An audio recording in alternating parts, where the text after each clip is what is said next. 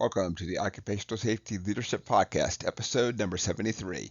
In today's episode, we're going to talk about the negative aspects of ISO 45001.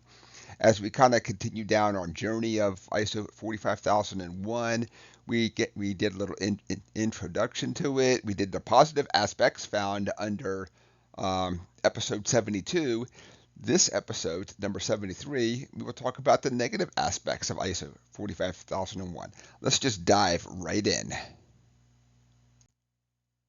So for anybody who's just kind of joining us and didn't watch the previous episodes, just a very small recap. ISO 45001 is basically an international standard that sets out a occupational health and safety management system. So it's very similar to, if you think about the environmental one, ISO 14001. Just about everybody knows about the quality one, ISO 9001, but this one specifically addresses the occupational health and safety management. And so basically it provides a very nice framework. And like all things, you have to do what's part of the framework, but you can always go beyond the framework, of course. And it follows the plan, do, check, act cycle. Most of us do this anyway in our everyday lives. We just don't actually call it that and break it down. We plan something, we do something, we check the results, and then we act on those results. So let's just dive right in then. A couple of the negative aspects. And this is just me talking to a lot of safety professionals, writing down a list that they all kind of seem to have in common. Not everybody would say it's going to be all these different things. Anytime that you reduce accidents, chemical spills, and all that, it's always a good thing. But like all things, maybe a system is not easy to implement. So the first one, the people have told me that they have trouble with the complexity. That requires significant time, resources, expertise. So sometimes they don't have the internal expertise. They have to bring somebody in from the outside.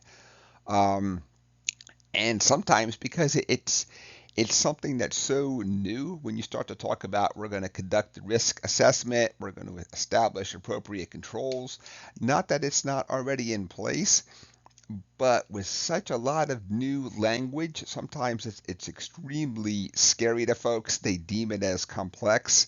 Also, it could be that a organization has not put much time and effort into safety.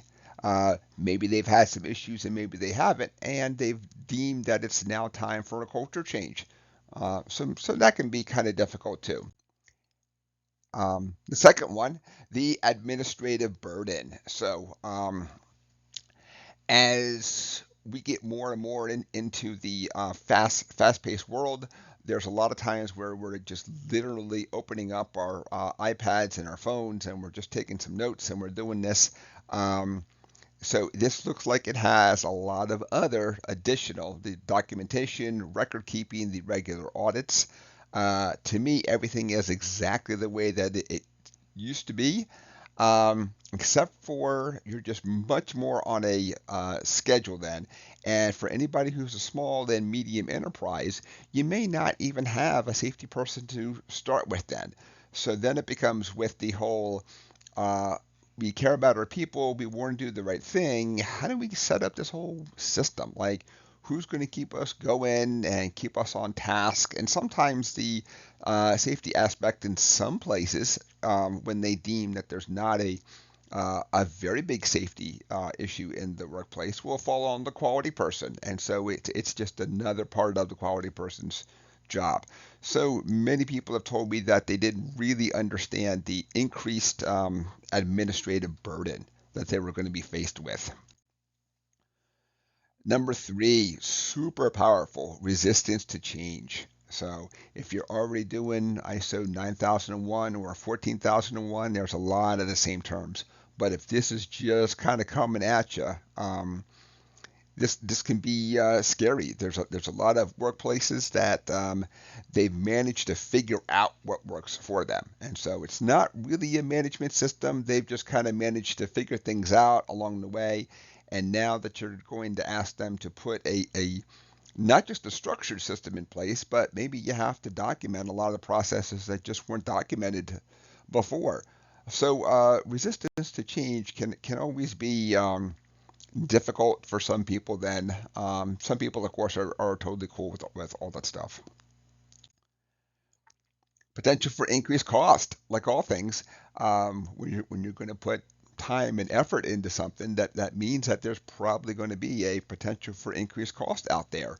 To me, I think it is a no-brainer to do these things, but I also understand that if you're not having accidents and injuries now, and then you start saying, well, we're going to put a management system in place and we're going to do all these increased things, not only is there going to be a resistance to change, but there's also going to be the resistance to, if we don't have any issues now or they're really super small and minor, why are we putting all this effort and money into this new system when we seem to be going good? So it's hard, and I believe that I can always mathematically prove it eventually. But like all things, it's really hard because if you don't have any accidents, how do you prove a negative? Number five, ISO 45001 is a general framework out there. And so there's a lot of people who find it a little too generic out there, where they have to really go back and look at, well, how do I go back and specifically address my concerns as opposed to in a very general broad sense then. And this is where a lot of times the expertise comes in, because if not, you can really start to go down a road where you're doing a awful lot of extra work that's not really part of the standard, but you're not really understanding what applies and what doesn't apply then.